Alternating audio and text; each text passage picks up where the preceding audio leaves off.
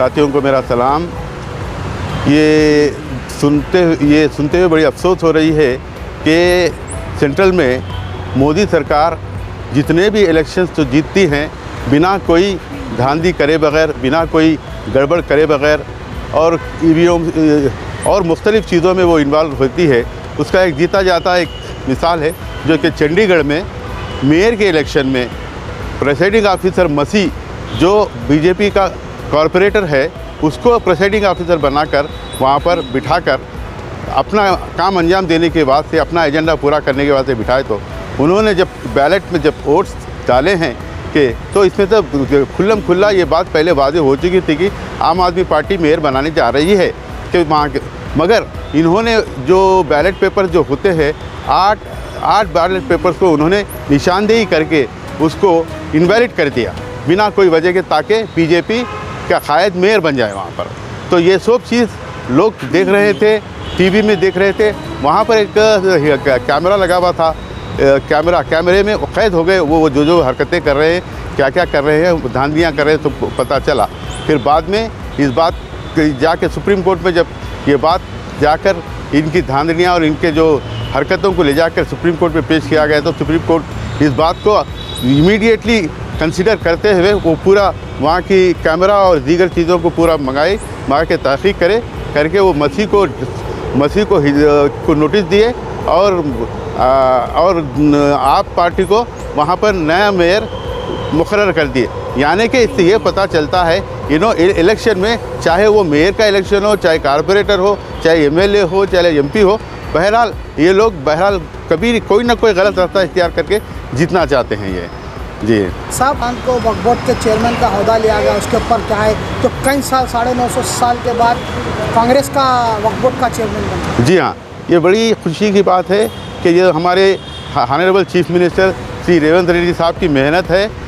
जो 2 साल से उन्होंने दिन रात पब्लिक को इकट्ठा कर लोगों को बशऊर कर और ये केसीआर रूल के जो केसीआर के रूल में जो धांधलियाँ हुए, जो प्रॉमिसेस पूरे नहीं हुए, उन चीज़ों को उखाड़ फेंक कर कामयाब हुए। बड़ी खुशी की बात है। इसमें उन्होंने अपनी मिनिस्ट्री को कायम किया और आने वाले दिनों में चेयरमैन वगैरह को भी उन्होंने जल्द से जल्द पूरा करेंगे, जिसमें एक अभी नए नौजवान खान साहब को वक्फ बोर्ड का चेयरमैन मुकर्रर किया गया है।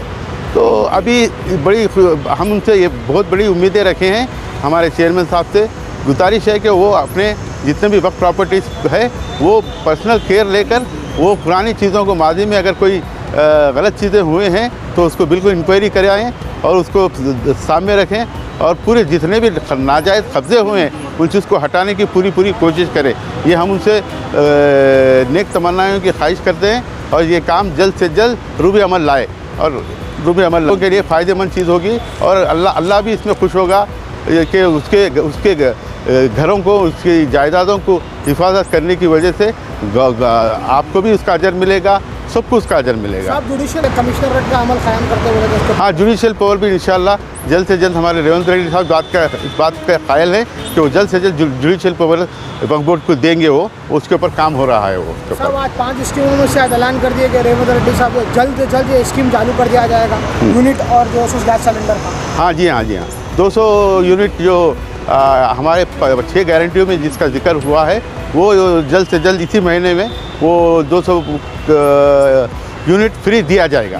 तो गैस सिलेंडर भी दिया जाएगा। वो भी जल्द से जल्द उस पर भी काम हो रहा है। उसके भी फौरी तौर पे 2 भी एक ही वक्त में शायद मुमकिन हो जाएंगा, अल्लाह चाहे तो। सब आज नौजवान बच्चों को जो राज्यसभा का मुंतखब किया गया रेवंत रेड्डी ने, जैसा कि अनिल सिकंदर एक्स का टिकट का कंफर्म किया गया। जी हाँ, हमारे सेंट्रल गवर्नमेंट की कांग्रेस हाईकमांड की ये पॉलिसी अभी फिलवक्त वो अपना रहे हैं कि नौजवान और वो एक्सपीरियंस लोग दोनों को भी पार्टी में मौका दिया जाएगा।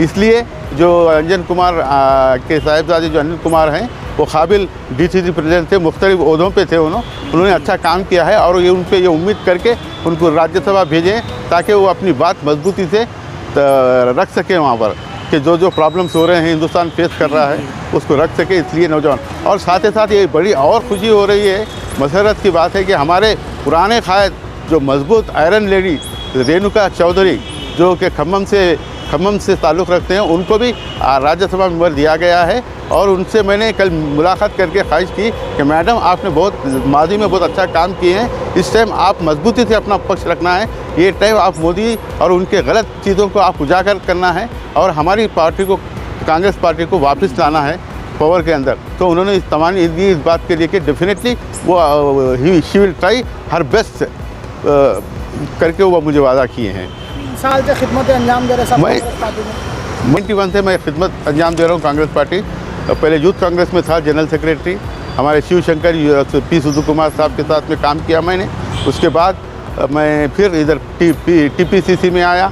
उसके बाद यहाँ पर मैं एज ए स्पोक्स पर्सन में काम कर रहा हूँ और कई चीज़ों को मैं डे टू डे अफेयर्स में मैं इसको उजागर कर रहा हूँ। हमारी पार्टी के वास्ते, पार्टी के मामलात में बहुत बढ़ चढ़ कर मैं हिस्सा ले रहा हूँ।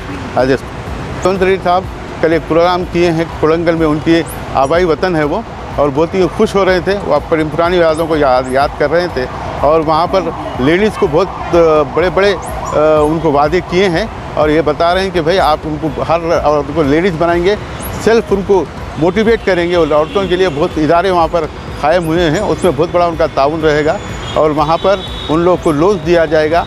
उनको जो उन लोग चाहते हैं वो वहाँ पर रिप्रेजेंटेशन भी वो दिए हैं और डेफिनेटली वो वहाँ पर कोलंगल के लिए बहुत कुछ करना चाहते हैं हमारे रेवंत रेड्डी साहब। और ये भी चाहते हैं कि एक ऐसी सिटी बनाएं हमारे हैदराबाद सिटी से अलावा, एक बहुत बड़ी 200 एकड़ पे ज़मीन लेकर बड़े से बड़े बेहतरीन अच्छी एक ऐसी यूनिक सिटी बनाए। उनका ये भी प्लान है उनका।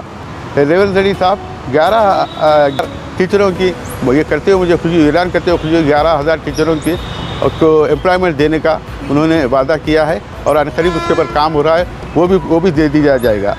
वहाँ पर हमारे दिल्ली में हमारे हाईकमांड जो सेंट्रल गवर्नमेंट का रास्ता उत्तर प्रदेश से जाता है।